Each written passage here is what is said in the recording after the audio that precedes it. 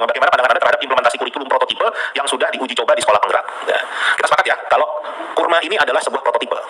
Pertanyaan saya, kalau ada vaksin COVID prototipe, boleh nggak kita suntikan ke masyarakat? Dapat nggak sertifikasi atau izin dari BPOM kalau itu adalah vaksin prototipe?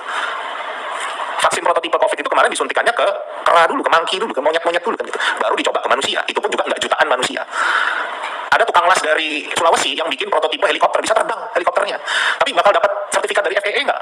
Dari Kemenhub nggak untuk jadi helikopter yang dipakai? Enggak. Sekarang pertanyaannya, kenapa jutaan penerus bangsa kita biarkan menjadi monyet percobaan? Selamat datang di channel Dunia Pendidikan.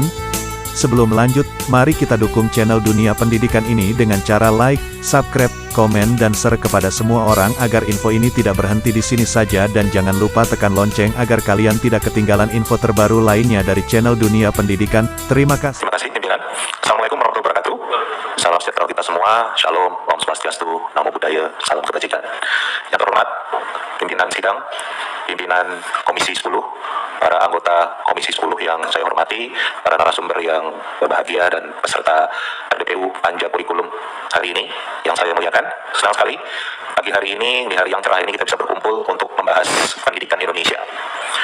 Saya sengaja mengambil judul yang mungkin agak heboh karena mungkin memang banyak yang tahu kalau saya ini prof dari provokator. Tugasnya memang memprovokasi dunia pendidikan untuk menjadi lebih baik. Saya mengatakan gonta-ganti kurikulum itu nggak ada yang salah, tapi cuma pertanda kalau tidak waras saja. Kenapa? Lanjut slide-nya. Yang menyampaikan ini bukan Indra Karismiaji, tapi Albert Einstein. Albert Einstein mengatakan yang namanya ketidakwarasan itu adalah melakukan hal yang sama dan berulang-ulang, tetapi mengharapkan hasil yang berbeda. Dan nanti kita lihat kita ini bangsa yang waras atau tidak. Kan? Lanjut. Nah, tahun 2018 yang lalu ada sebuah jurnal di Inggris yang namanya dibuat oleh lembaga namanya Center for Education Economics. Mereka membuat kajian tentang kondisi pendidikan Indonesia yang sudah puluhan tahun tidak berkembang, stagnan. Karena problemnya adalah komplasensi.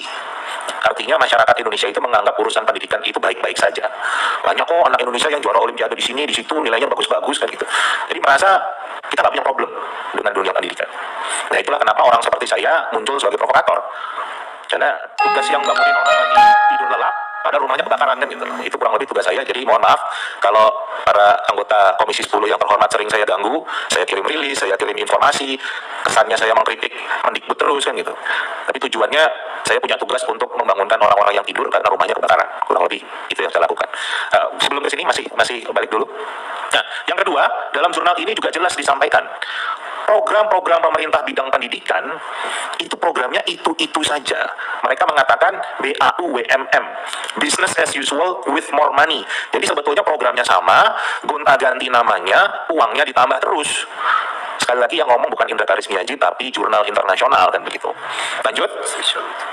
Nah ini kita bisa lihat apakah memang program pendidikan di negara kita ini penuh dengan inovasi atau ilusi inovasi.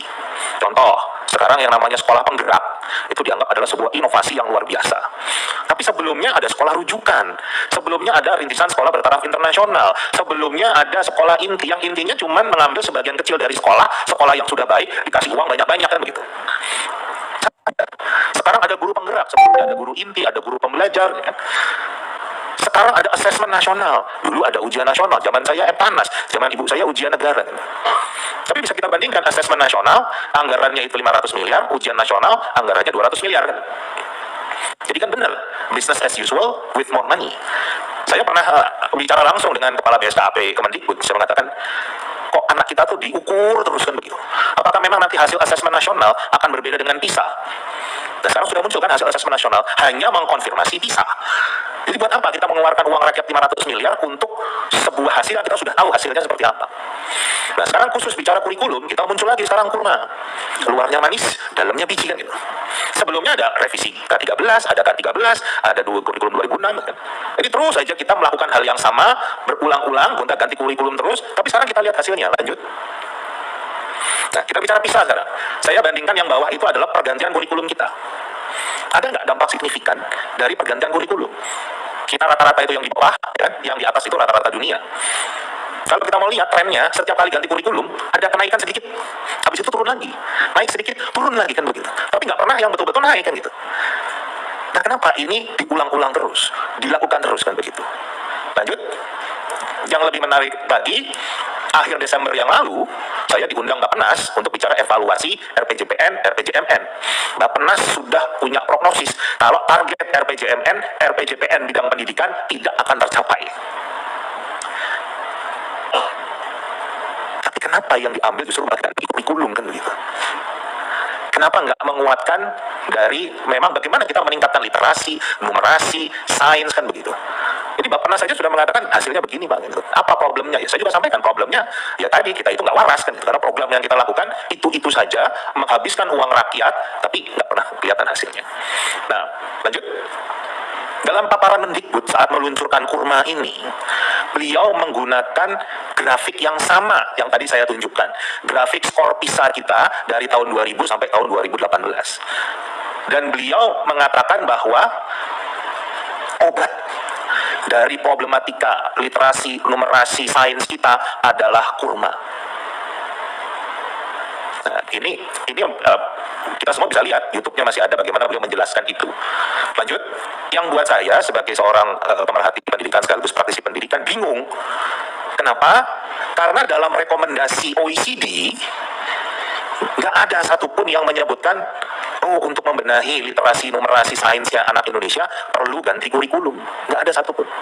Nggak ada yang menyebutkan perlu ganti asesmen dari ujian nasional ke asesmen nasional. Tidak ada rekomendasi itu.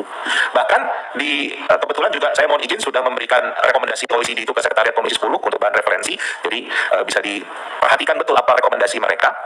Ya, dikatakan ini kan tahun 2018 ya terakhir dikatakan kurikulum Indonesia baru. Ini tahun 2018 nih, masih baru. Pastikan kalau guru-guru itu punya pelatihan yang baik, memahami kurikulum yang baru. Masa 2022 PISA yang berikutnya kita udah ganti kurikulum lagi kan?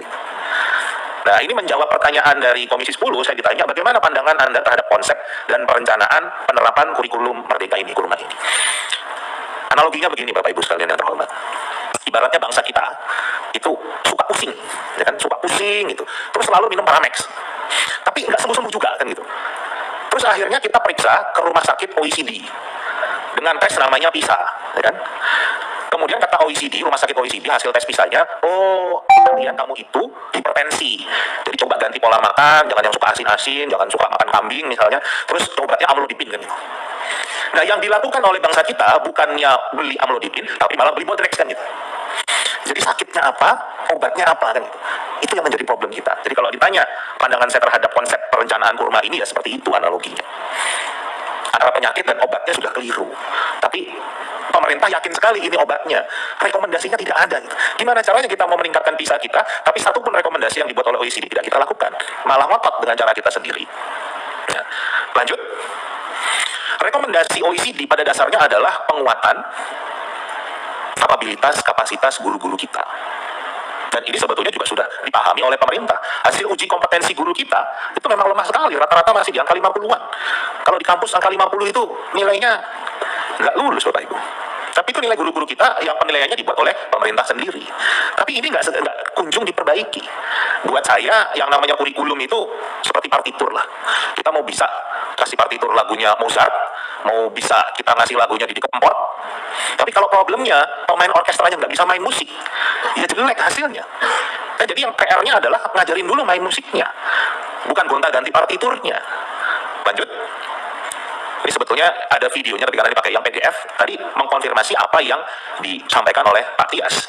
Kalau rata-rata guru kita ngajar itu ngajar buku, jadi nggak ada kemampuan pedagogiknya, lemah sekali. Siapapun bisa baca buku kan gitu. Dan bicara learning loss, kalau dari data PISA tadi saja kita lihat learning loss itu sudah terjadi jauh sebelum pandemi. Jadi jangan bicara karena pandemi terjadi learning loss, tapi jauh sebelum pandemi sudah terjadi learning loss. Kenapa? Kualitas guru-guru kita yang harus ditingkatkan. Dan sekali lagi itu rekomendasi dari OECD. Kenapa kita nggak fokusnya ke sana? Ini yang terjadi Bapak Ibu sekalian. Jadi menjawab pertanyaan dari Komisi 10, bagaimana pandangan Anda terhadap efektivitas penerapan kurma dalam rangka pemulihan pembelajaran? Sebelum pandemi kita sudah krisis kok kan. Nggak terus tiba-tiba kurma ini menjadi obat mujarab. Apalagi dalam-dalamnya sendiri, tadi Pak Tia sudah menyentuh sedikit, sangat lemah ya, saya mungkin nggak akan terlampau dalam ke sana. Lanjut. Pertanyaan berikut dari Komisi 10, bagaimana pandangan Anda terhadap penerapan kurikulum secara opsional di satuan pendidikan? Kan tadi jawabnya. Kan suruh sama aja nih, kayak pemain orkestra suruh milih. Anda mau lagunya Mozart, mau lagunya Rinto Harahap, apa lagunya Didi Kempot. Tapi karena nggak bisa main musik, nggak ada bedanya kan ya. Kalau kita lihat kurikulum 2013 punya standar proses pendidikan yang sangat baik. Ini ada di Permendikbud nomor 22 tahun 2016. Kalau ini sudah dilaksanakan, pandemi kemarin nggak akan terjadi learning loss. Ini kan malah kelihatan semua, terbongkar semua sebetulnya kelemahan kita di mana. Saya bacakan sedikit lah. Dari peserta didik diberitahu menuju peserta didik mencari tahu. Sekarang itu guru-guru kita isinya masih memberitahunya pun dari buku teks kan gitu. Padahal eranya sudah era digital. Kita cari informasi apa saja ada. Dari guru sebagai satu-satunya sumber belajar menjadi belajar berbasis aneka sumber belajar. Dari pembelajaran berbasis konten menuju pembelajaran berbasis kompetensi. Dari pembelajaran parsial menuju pembelajaran terpadu. Jadi bicara project based learning itu nggak cuma miliknya Kurma. Dari 2013 sudah bicara tentang integrated learning ini, pembelajaran terpadu, pembelajaran berbasis proyek. Jadi sekali lagi problemnya bukan di kurikulum, tetapi di SDM-nya. Kenapa kita ngobatin yang salah kan begitu? Itu hal yang menurut saya perlu dibenahi bersama. Itu PR kita bersama. Lanjut. Ya, lanjut lagi saja. Nah, pertanyaan dari Komisi 10 juga bagaimana pandangan Anda terhadap implementasi kurikulum prototipe yang sudah diuji coba di sekolah penggerak. Nah, kita sepakat ya, kalau Kurma ini adalah sebuah prototipe. Pertanyaan saya, kalau ada vaksin COVID prototipe, boleh nggak kita suntikan ke masyarakat? Dapat nggak sertifikasi atau izin dari BPOM kalau itu adalah vaksin prototipe? Vaksin prototipe COVID itu kemarin disuntikannya ke kera dulu, ke monkey dulu, ke monyet-monyet dulu kan gitu. Baru dicoba ke manusia. Itu pun juga nggak jutaan manusia. Ada tukang las dari Sulawesi yang bikin prototipe helikopter, bisa terbang helikopternya. Tapi bakal dapat sertifikat dari FAA nggak? Dari Kemenhub nggak untuk jadi helikopter yang dipakai? Enggak. Sekarang pertanyaannya, kenapa jutaan penerus bangsa kita biarkan menjadi monyet percobaan? Kalau kita lihat dari yang sekolah penggerak sendiri, ada 2.500 sekolah. Mau hitung gampangnya lah, satu sekolah 400, itu sudah 1 juta anak kita. Vaksin COVID kemarin nggak sampai 1 juta dicobain sama orang kan gitu. Jadi kenapa produk yang belum matang, belum jadi, tapi anak-anak kita paksa mengkonsumsinya? Apa dasarnya? Yang matang dulu saja masih banyak perdebatan, buktinya masih banyak orang yang nggak mau divaksin, dan itu produk yang matang. Ini jelas produk yang nggak matang, tapi dipaksa dikonsumsi oleh anak-anak kita dan dibiayai oleh uang rakyat. Kenapa? Nah, ini hal-hal mendasar yang menurut saya butuh pertimbangan yang sangat mendalam, terutama dari Bapak Ibu sekalian para anggota Dewan sebagai wakil kami kan, untuk mengingatkan gitu. Beberapa kali Prof. Johar juga mengatakan kan, kalau kita membangun jembatan, salah bangunnya, memperbaikinya gampang. Tapi kalau jutaan anak kita didiknya salah, satu generasi yang akan hilang. Dan kita punya potensi ke arah sana. Karena Kurma ini memang tidak disiapkan secara matang, bukan obat yang tepat, apalagi masih prototipe, tetapi sudah dipaksakan di jutaan anak kita. Karena sekarang sudah, dalam tanda kutip, mendorong semakin banyak sekolah di luar sekolah penggerak untuk menggunakan Kurma ini. Padahal masih prototipe, kan begitu. Lanjut.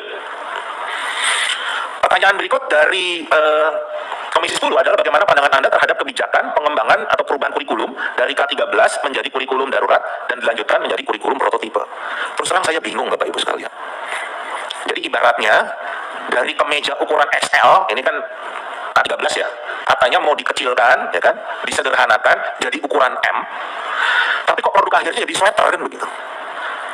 Gimana caranya bisa muncul dari K13 disederhanakan tiba-tiba terus muncul kurikulum yang baru dan digunakan untuk obat sebagai pemulihan pembelajaran. Dan ini berarti pakar-pakar pembuat ini luar biasa sekali, karena kalau kita lihat ya, tanggal 31 Agustus 2020 itu adalah kurikulum darurat penyederhanaan K13 itu selesai dilakukan oleh Kemendikbud. Itu dokumen yang kiri, artikel yang kiri. Yang kanan 1 Februari 2021 itu sudah peluncuran sekolah penggerak dengan Kurma ini kan gitu. Jadi luar biasa sekali. Saya ingin berkenalan dengan para pakar pembuat Kurma ini, gimana caranya bisa bikin kurikulum baru dalam waktu 6 bulan.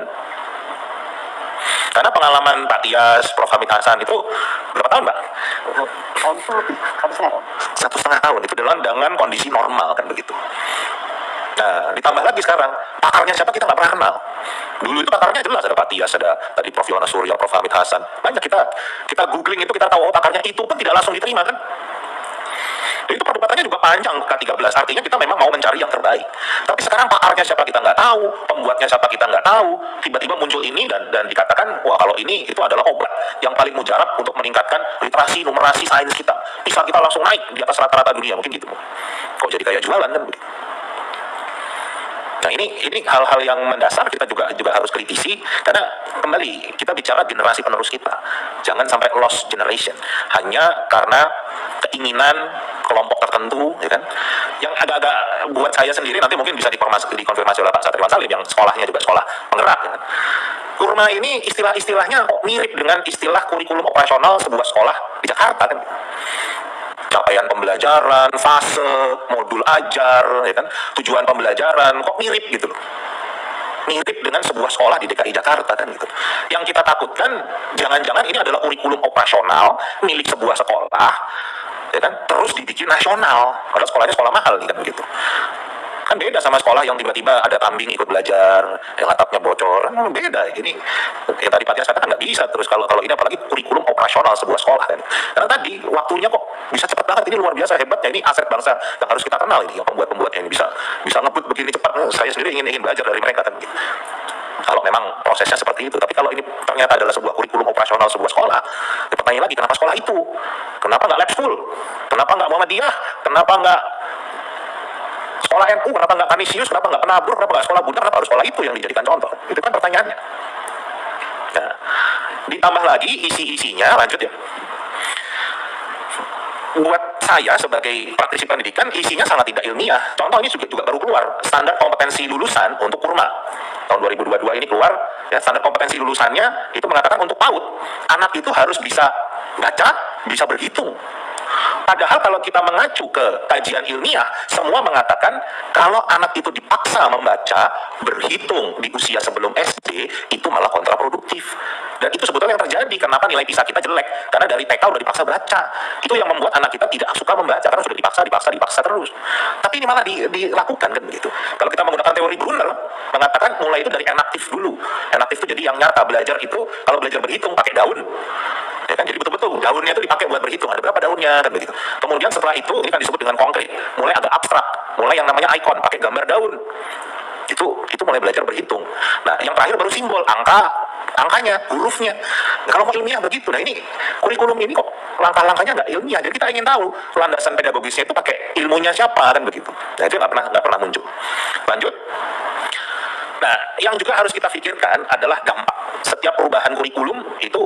Kita nggak hanya bicara APBN misalnya, tapi kita juga dampak ke masyarakat. Pasti ganti buku. Ini kondisi kita bukan dalam kondisi ekonomi yang baik-baik. Kalau ekonomi baik-baik, di depan ini nggak ramai hari ini kan gitu. Nah, kenapa kita malah mendorong? Ini udah mulai banyak yang jualan buku kan gitu. Mulai banyak yang jualan pelatihan, ya kan? Dan nanti malah yang kalau benar tadi yang saya sampaikan, jangan-jangan yang mengonsep kurma ini yang jualan buku, yang jualan pelatihan kan gitu. Karena ini dari pihak swasta kan, itu yang kita takutkan, jangan sampai seperti itu. Nah, terakhir rekomendasi saya, satu, kita harus ingat setiap kebijakan bidang pendidikan harus bermuara pada mencerdaskan kehidupan bangsa. Data yang saya tunjukkan tadi, gonta-ganti kurikulum tidak mencerdaskan kehidupan bangsa. Buktinya ada kok, faktanya ada kok. Kenapa ini dilakukan terus-menerus? Yang kedua, kalau kita mau meningkatkan skor PISA kita, ya kan, ya ikuti rekomendasi OECD dulu kan gitu. Kita udah periksa ke dokter ke rumah sakit, sama dokter dikasih obat ini, kok kita masih ngeyel kan gitu, tapi bilang kita mau jadi baik, kan lucu. Minimal harus kita coba dulu. Jangan melakukan hal yang sama berulang-ulang tapi mengharapkan hasil yang berbeda. Yang ketiga, produk kebijakan pendidikan itu harus matang. Nggak bisa belum matang, sudah dipaksa dikonsumsi anak-anak kita, ke bangsa kita. Sekali lagi, anak-anak kita, bangsa kita, kalau Pak Tias tadi menyebutnya kelinci percobaan, saya menyebutnya monyet percobaan, karena vaksin COVID tadi cobanya ke monyet kan begitu. Yang keempat, tolong dalam kondisi yang sedang tidak baik-baik ini, tekanan ekonomi jangan mengambil kebijakan yang semakin menambah tekanan ekonomi ke masyarakat. Pasti ganti kurikulum akan ganti buku. Dan ganti buku itu artinya buku sang kakak nggak bisa lagi dipakai oleh adiknya. Jadi mungkin bukunya sih murah 20-30 ribu, tapi kalau dikalikan sekian itu jelas akan menambah beban masyarakat. Terakhir tentunya, ayolah kita jadi bangsa yang waras. Gitu. Sekali lagi kata Einstein, ketidakwarasan itu melakukan hal yang sama dan berulang-ulang tetapi mengharapkan hasil yang berbeda. Jadi kalau kita ingin hasil pendidikan kita lebih baik, ya jangan kita hanya gonta-ganti nama program, tapi isinya itu-itu saja. Mungkin sekian dari saya. Mohon maaf jika banyak hal yang saya sampaikan kurang berkenan. Saya modelnya bicara memang seperti ini. Terima kasih. Wassalamualaikum.